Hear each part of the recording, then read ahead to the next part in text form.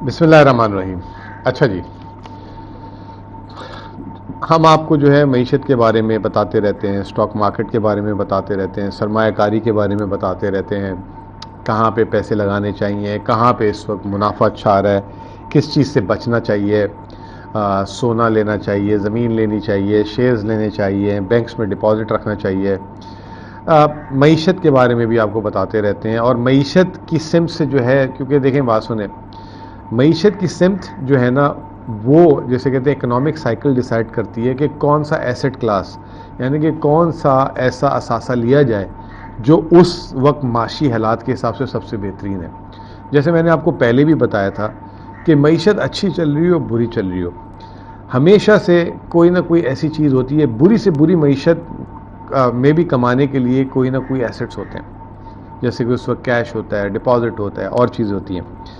تو ہر وقت کوئی نہ کوئی چیز ایسی ہوتی ہے جس سے جو ہے انسان اپنی جو ہے کمائی کو بڑھا سکتا ہے۔ تو آج ہمارے جو ٹاپک ہے وہ ریئل اسٹیٹ ہے، کیونکہ کافی دنوں سے ہم نے ریئل اسٹیٹ پہ بات نہیں کی۔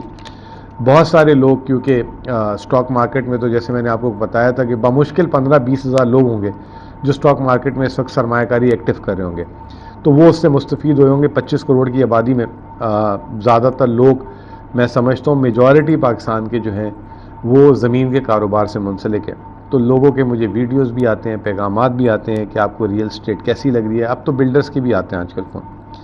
تو کل ایک بلڈر کا فون آیا، پہلے تو وہ یہ بات کرتے ہیں کہ انہوں نے کہا کہ یار مزمل صاحب، سٹاک مارکیٹ تو بہت اچھی چل رہی ہے، اب پراپرٹی آپ کو کیا لگ رہی ہے؟ تو دیکھیں حقیقت کیا ہے وہ تو میں نے آپ لوگوں کو پہلے بتایا۔ اس کو میں نے کہا کہ دیکھیں ریئل اسٹیٹ نے بڑا لمبا کمایا پاکستان میں۔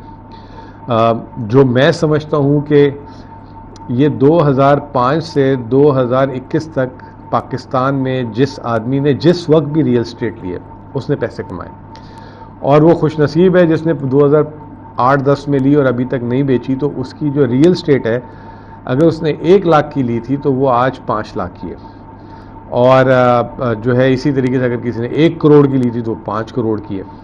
لیکن پاکستان میں ریئل اسٹیٹ سے بھی لوگوں کو صحیح طرح کمانے کا طریقہ ابھی بھی نہیں آیا، اس پہ ہم ڈسکشن کرتے ہیں۔ اب سوال 2 ہیں آج کی ویڈیوز میں۔ ایک سوال یہ ہے کہ ریئل اسٹیٹ کا مستقبل کیا ہے آنے والے دنوں میں، اور عالمی ٹرینڈز کیا ہیں ریئل اسٹیٹ میں، کیا صرف پاکستان میں ریئل اسٹیٹ پہ برائی آئی ہوئی ہے یا عالمی آئی ہوئی ہے؟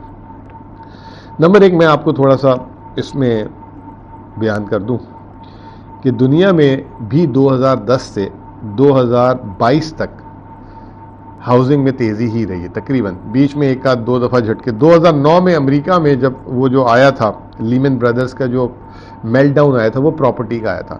پھر 2010 کے بعد سے آہستہ آہستہ آہستہ جو ہے وہاں پہ پراپرٹی بڑھنا شروع ہو گئی۔ دیکھیں یہ ایوریج بات کر رہا ہوں سب سے پہلے، تو آپ بھی کہیں گے کہ مطلب مزمل صاحب پتہ نہیں کیا بات کر رہے ہیں۔ دنیا میں اگر آپ نے ساری دنیا کو ملا کر اگر ایک شیئر ہو پراپرٹی کا اور آپ نے لے لیا ہو، تو ہاؤسنگ کی جو قیمتیں ہیں وہ صرف 40% بڑھی ہیں 2010 سے۔ 2010 سے لے کے 2022 تک 40%، اگر کسی نے اس وقت 1 لاکھ روپے یا 1 لاکھ ڈالر کی اگر کوئی چیز لی تو وہ 1,40,000 کی ہوئی اب تک۔ تو آپ کہیں گے یار اتنا کم نفع، لیکن پوری دنیا کیوں بھاگتی ہے اس کے پیچھے، کیا وجہ ہے؟ یہی امپورٹنٹ چیز ہے، یہی اسی چیز کو سمجھنے کی ضرورت ہے۔ پاکستان جیسے ممالک یا چند اور بہت ہی کم ہوں گے ویسے دنیا میں ممالک، یہاں پہ جو ریئل اسٹیٹ ہے ہماری وہ جو ہے کیش پہ ملتی ہے، یہاں پہ قرض پہ نہیں ملتی ریئل اسٹیٹ، یا بکنگ پہ ملتی ہے یا کیش پہ ملتی ہے۔ بکنگ والی تو کوئی خوش نصیب ہی ہوتا ہے کہ اس کو اس کی واپس مطلب وہ قسطیں بھر رہا ہو، اور یہاں پہ جو ہے ہاؤسنگ سوسائٹی والے یا بلڈر ٹائم پہ دے دیں یا وقت پہ دے دیں۔ اور اس وقت تو جتنی شکایتوں کے انبار ہیں کہ پاکستان میں تو واپس پیسے ہی نہیں ملتے، کوئی پروٹیکشن ہی نہیں ہے، ایک ان ادر ورڈز۔ تو جن ممالک میں جہاں کیش میں زیادہ کام ہوتا ہے، پراپرٹی کے پیچھے قرض نہیں ملتا، وہاں پہ تو ریئل اسٹیٹ کی پراپرٹی جیسے میں نے ابھی آپ کو بتایا کہ 5 گنا ہو گئی، یعنی کہ 100 کے 500 ہو گیا۔ لیکن جن ممالک میں قرض ملتا ہے پراپرٹی کی، یعنی کہ ہر کوئی خرید سکتا ہے، وہاں پہ قیمتوں کا تناسب اتنا زیادہ نہیں بڑھا۔ مثال کے طور پہ امریکہ ہو گیا، برطانیہ ہو گیا، ٹوکیو ہو گیا، سویل ہو گیا، اس طرح کے جو شہر ہیں یہاں پہ اگر زمین کی قیمت 10-15-20% بڑھ جائے تو بڑی بات ہوتی ہے. لیکن ہم نے دیکھا کہ پراپرٹی کی پرائسز جو ہیں کرونا کے بعد دنیا میں ایک دم تیزی سے بڑھی تھی، کیونکہ وہ ورک فرام ہوم ہو گیا تھا. پہلے کیا ہوتا تھا کہ جو علاقے ہوتے تھے جہاں پہ آفس ایکٹیویٹیز ہوتی تھی، جسے ڈاؤن ٹاؤن کہتے ہیں، وہاں پہ پراپرٹی کی قیمتیں ذرا سی اچھی ہوتی تھی، ان کے رینٹلز بھی اچھے ہوتے تھے. جب کرونا آیا تو ورک فرام ہوم ہو گیا تو لوگوں کو دفتر نہیں جانا ہوتا تھا، تو جہاں آفیسز تھے وہاں سے لوگ اپنے اپنے علاقوں میں چلے گئے. یا بعض لوگوں نے تو ملک ہی چینج کر دیے، دبئی جیسے ملک میں آگے کہ جی سن پہ بیٹھیں گے، کوئی امریکہ میں جو ہے وہ کھلے علاقوں پہ چلے گئے، اورلینڈو چلے گئے، اس طرح کے جہاں پہ تو شہری ڈینس علاقے نیو یارک، مینہٹن جو ہیں، اس طرح کے علاقوں سے سینٹرل لنڈن سے نکل کر جو ہے لوگ نکل گئے، تو وہ پراپرٹیز جو ہیں کم ہو گئی، لیکن جو دوسری پراپرٹیز تھی وہ بہت بڑھ گئی. تو ہم نے اس میں دیکھا کہ دبئی جیسے ملک جو بہترین جو ہے لوگ کہتے ہیں کہ سرمایہ کاری ہے، ایکچولی وہ بڑی ہی خطرناک سرمایہ کاری ہے.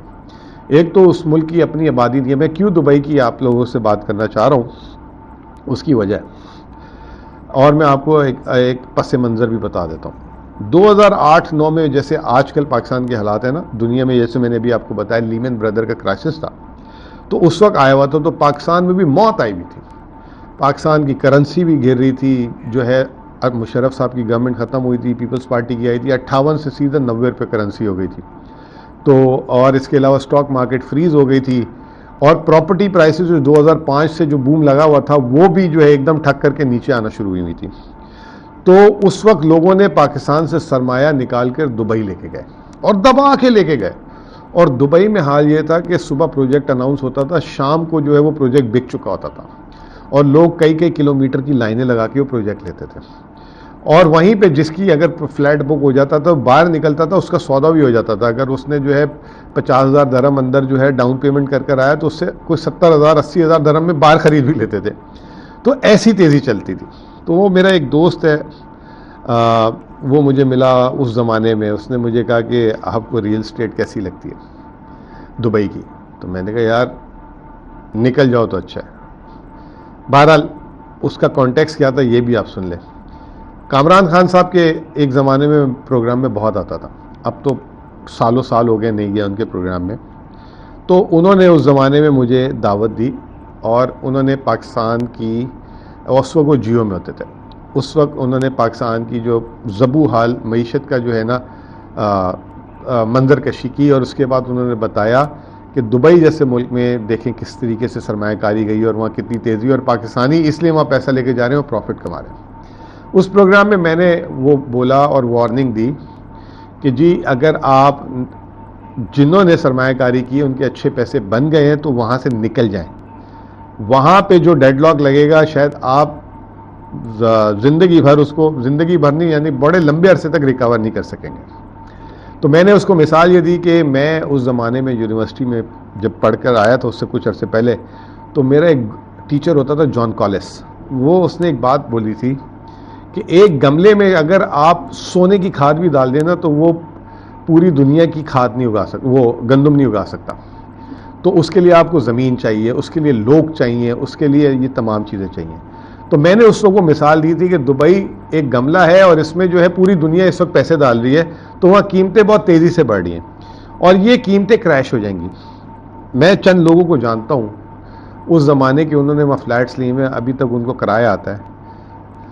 جو 2008-9 میں انہوں نے جس قیمت میں وہاں پہ اسٹوڈیو اپارٹمنٹ اور 1 بیڈ روم اپارٹمنٹ لیے تھے، 2022 تک بھی ان کا ریٹ نہیں ہے. اتنی ابھی جو تیزی ہوئی ہے ابھی بھی ان کا وہ ریٹ نہیں آیا، لیکن وہ صبر کر کے بیٹھے ہوئے ہیں کہ ان کے پیسے جو ہیں اب لگ گئے تھے، اب چلے گئے ہیں، اب FBR میں بھی ڈکلیئر کر دیا انہوں نے، تو وہ صبر کر کے بیٹھے ہوئے ہیں. تو یہ دور کے ڈول سہانے. تو میرا ایک ہمیشہ سے تجربہ رہا ہے کہ جب آپ کے ملک میں حالات خراب ہوں تو ضروری نہیں ہے کہ آپ جو ہے اسی چیز کے پیچھے یا اسی کاروبار کے پیچھے بیٹھے رہیں. وقتی طور پہ آپ نکالیں اور اس کی ٹائمنگ کریں کہ کس وقت آپ اس چیز کو خریدیں.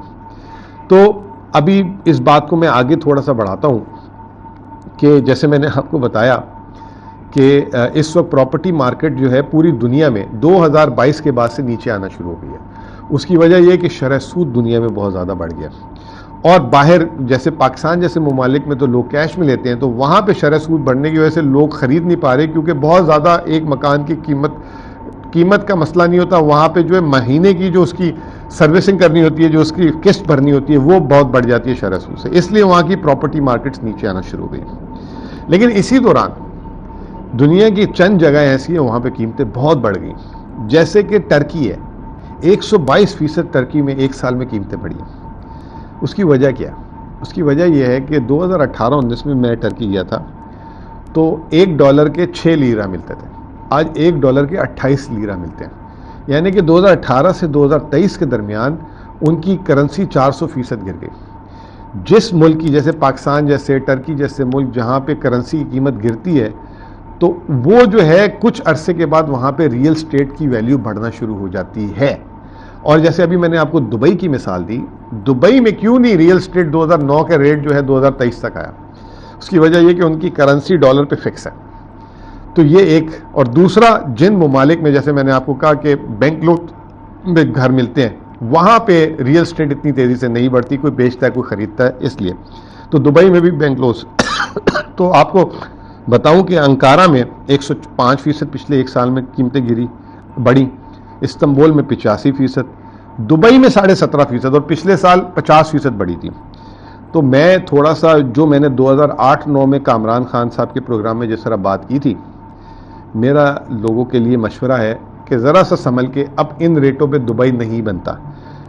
ایک تو یہ کہ کرونا ختم ہو گیا ہے، ورک فرام ہوم ختم ہو گیا ہے، دوسرا یہ کہ دبئی میں جو بینیفیشری ہوتی ہے وہ یہ ہوتی ہے کہ اگر حالات خراب ہو جائیں ارد گرد، جیسے اسرائیل ابھی آ گیا، لبنان میں حالات خراب تھے، یوکرین میں حالات خراب تھے، رشین، تو وہ اس طرح کے لوگ ٹیمپریری طور پہ آتے ہیں، جب وہ آتے ہیں تو وہاں قیمتوں میں کھچاؤ آتا ہے۔ تو it is not a safe اور long term investment. Short term میں ہاں آپ نے لیا، جیسے میں نے بتایا کہ فلیٹوں کی لائن میں آج کل بھی سنا ہے، ایسے ہی فلیٹوں میں لائنیں لگتی ہیں۔ میں اس لیے آپ کو مشورہ دے رہا ہوں کہ شاید میری یہ بات آپ کو سمجھ آ جائے۔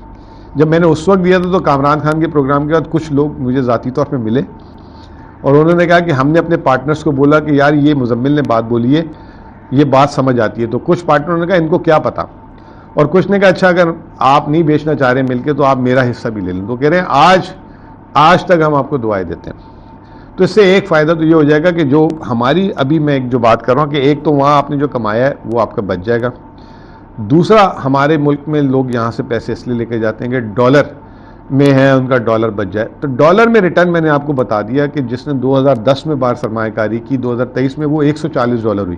اگر کوئی کرائے پہ چیز دے دیے تو وہ ایک الگ چیز ہے۔ تو دبئی میں 17.4% بڑھی، سنگاپور میں 7.5%، ٹوکیو میں 6.9%، اور جو نیو یارک میں 3.2%۔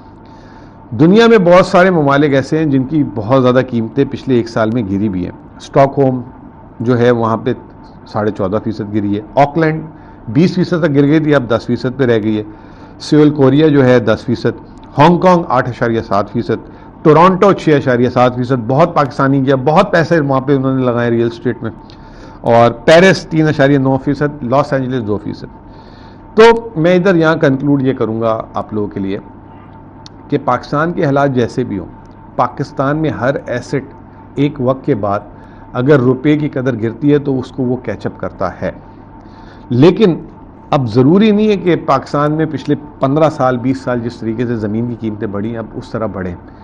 پاکستان میں بھی اب چینجز آ رہی ہیں۔ میں نے اس بلڈر کو بھی، دوست جو تھا اس کو بولا، میں نے کہا بھائی اب آپ یہ نہیں کہ پلاٹ لیا، بکنگ اعلان کی، بکنگ میں ہی آپ نے پلاٹ کے پیسے نکال لیے، پھر دوسرا پلاٹ پکڑ لیا، جنہوں نے آپ کا بک کرایا وہ جو ہے شکل دیکھتے رہ گئے۔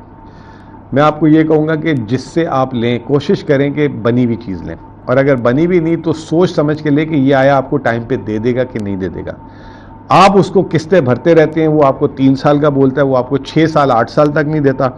جو آپ وہ قسطیں جمع کر رہے ہوتے ہیں وہ اس کا جو منافع جو ہے وہ آپ کو نہیں مل رہا ہوتا، اور آپ نقصان میں ہوتے ہو۔ ویسے تو آپ قیمت میں بڑی خوش ہو رہے ہوتے ہو کہ 1 کروڑ کا بک کرایا تھا اب 1.5 کروڑ کا ہو گیا ہے، لیکن اگر آپ اس کو صحیح طرح کیلکولیٹ کرو تو آپ کے وہ 2 کروڑ ہونا چاہیے تھا سرمایہ۔ تو یہ میرا ایک ہے لیسن کہ مجھے ایسا لگتا ہے کہ پہلے جو ہے اسٹاک مارکیٹ ابھی بڑھی ہوئی ہے، انٹرسٹ ریٹس بھی نیچے آ رہے ہیں، مجھے لگتا ہے جب انٹرسٹ ریٹس نیچے آ جائیں گے تو property prices, but good property جس کا فٹ فال ہوگا، جس پہ جو ہے لوگوں کو کرایہ اچھا مل سکتا ہوگا، بلٹ اپس میں اس میں بھی جو ہے ریکوری دکھتی ہے مجھے.